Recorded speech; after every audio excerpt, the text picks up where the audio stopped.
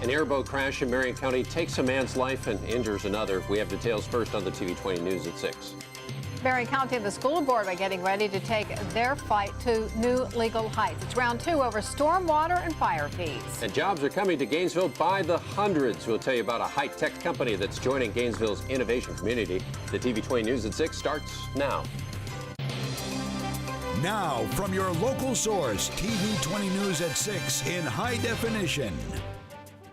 We begin 10 minutes of nonstop news with a deadly airboat accident. One man is dead, another in the hospital with minor injuries. Law enforcement officers with Florida Fish and Wildlife are investigating the deadly airboat accident. They say it happened around 8:30 this morning here on Rodman Reservoir in Putnam County.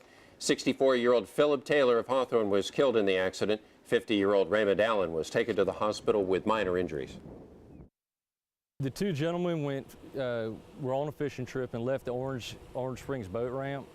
And as they got about 1,000 foot out into the channel, the boat took a hard right-hand turn and it caused it to turn over.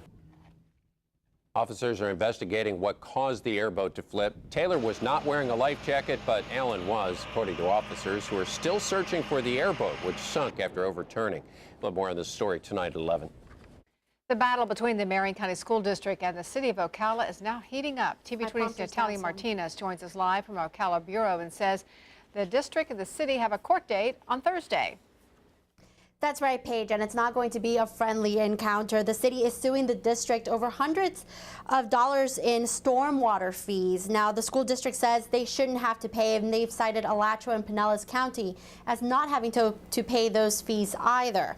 And a judge will take it up this Thursday. The city is asking a judge to stop the district from using the city's stormwater system until they pay for stormwater utilities. The district stopped paying for those fees in November of 2011. And district spokesperson Kevin Christian says that trying to stop all schools in the city from using the stormwater system is just unfeasible. I don't know how you can restrict any school district or any entity from using a drain that is in the area, much as you can't help any retention area that may overflow into or onto someone else's property. Now, city officials told me today that it's simple. The school district uses the stormwater facilities and should pay for their use, just like any other city utilities customer. Now, City Council President Daniel Owen approached the school board members to try to avoid from going to court, but Christian said that they just want a judge to decide whether or not they will have to pay those stormwater fees. And we will keep you updated on this fight, which has both the city and the district at odds. Live from Ocala, Natalia Martinez, TV 20 News.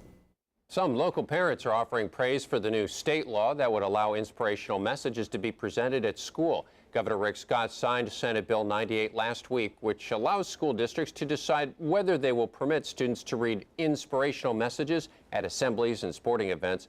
Currently, students are allowed 2 minutes in the morning for silent prayer or meditation. Parents say school is a great place to get an inspirational message.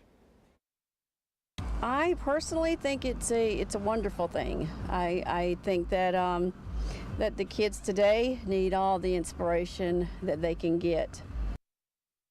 School district leaders say this new law puts them between a rock and a hard place. Alachua County School Board officials say they haven't received specific guidelines from the state yet on what is considered an inspirational message. Opponents of the bill say that phrase is a euphemism for prayer. Big business is coming to Gainesville, and with it, 400 new jobs for our community. The IT company Mindtree is opening its first development center in the U.S. and has chosen Gainesville's Innovation Square as its base.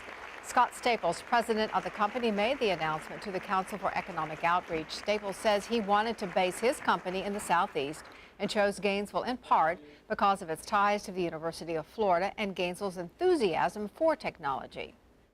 We found a place obsessed with innovation and action, and that's right, I use the word obsessed because it's extremely important. And this obsession had to be at the local, state, and university levels in order for this project to succeed. And what we heard from Gainesville was a well-orchestrated team message. The company helps with software development and will produce projects in Gainesville from companies including Microsoft, Home Depot, and Volvo. The company brings in $100 million in revenue per quarter. A beautiful day for them to arrive in North Central Florida. How does it look for tonight, Bill? Oh, pretty nice if you're heading outdoors. Temperatures staying in the upper 70s to low 80s for a while, but it'll cool off a bit as we head through the overnight hours. Take a look, show you the radar satellite composite. Not much going on. Winds coming on shore. A few showers well off the coastline, but that's about it. Temperatures holding in the mid 80s still at this hour. Will it cool off as we head through the overnight, and how will we expect to see the weather develop as we head over the next several days? More on that in a few minutes. An agreement has been made. Today, the Alachua County Commission approved an agreement that will keep the Sheriff's Office in charge of the county jail and provide new jobs at the jail. TV 20's Yaremi Farina spoke to the sheriff, who says it's been a long ride to get this agreement. Sheriff Sadie Darnell says that even though the county commissioners did not approve her original request for 46 new positions at the jail, she says that 34 new employees is a lot better than what they have now. So we'll take it. After a drawn-out controversy, the County Commission approved an interlocal agreement that gives the Sheriff's Office the right to continue to manage the county jail until 2018. Madam Sheriff, I don't know whether to say congratulations or... County Commissioners said they will work with the sheriff to try and give her the funding that she needs for the new jobs.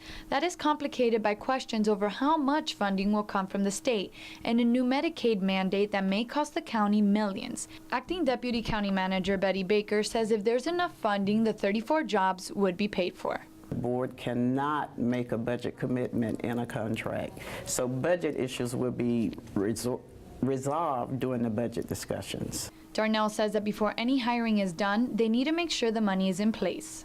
We have to have an adequate level of staffing. It's not, a tremendous amount over what's needed. This is what we need to run the jail adequately and safely. The sheriff says she understands that there are other issues going on, like the Medicaid costs.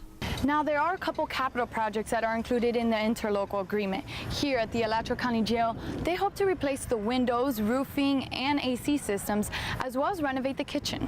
So she says she is satisfied. Right now, because there's still this unknown quality to it, but it's better than what we had before, and we've got a commitment for 34 positions at the jail over the next 2 years. Alachua County spokesperson Mark Zexton says every October the sheriff has the option to accept the budget given by the county or give them a 9-month notice before the termination date before turning the jail over to the county. Yaremi Farina's TV 20 News. The case against more defendants in the Seth Jackson murder is moving forward. James Havens, the adult accused of helping to disperse Jackson's remains, was declared indigent by a Marion County judge yesterday. Havens was examined by a clinical psychologist to determine if he is competent to stand trial. Now, that information will be reviewed by prosecutors. Co-defendant Justin Soto will appear before a judge tomorrow for a status hearing. State attorneys told us today they have not yet determined if they're going to seek the death penalty for Soto. Detectives in Marion County say a killer is still at large. No arrests have been made in the murder of 48-year-old Mark Bazarski. He was found shot to death on Sunday inside his Bellevue home by his family. No one had heard from him since Friday. Marion County Sheriff's detectives are now questioning Bazarski's roommate, 51-year-old Matthew Arnell. Detectives told us today they still have not found the gun used in the murder. The U.S. Marshal's Office has arrested another person in connection to the largest illegal pill bust in Marion County history. 22-year-old Brenda Weber of Ocala was arrested by the service's fugitive task force last night in Kissimmee. Investigators found out that Weber had been hiding at a friend's home in Silver Spring Shores. But before they could arrest her, Weber fled to Orlando, where she was caught and taken to jail. While a soldier is fighting in Afghanistan, his family in Marion County is trying to pick up the pieces after the home caught fire. Engineers now say the home is a total loss and will have to be knocked down. Army Staff Sergeant Richard Lettingham was deployed just 2 days after the fire happened on March 8th. Donations have been pouring into the Francis Marion Academy in Ocala, which is leading the relief effort. They're hosting a meeting on Thursday with other organizations to determine how else they can help. Meanwhile, Lettingham's wife and 4 of their children are staying at a family member's home. State lawmakers are ready to try their luck again with the new district lines. But will the state Supreme Court agree? Once the GOP plan was approved, the first words from the Democrats were, "See you in court." We'll tell you why. Stay tuned. This is the TV 20 News at 6.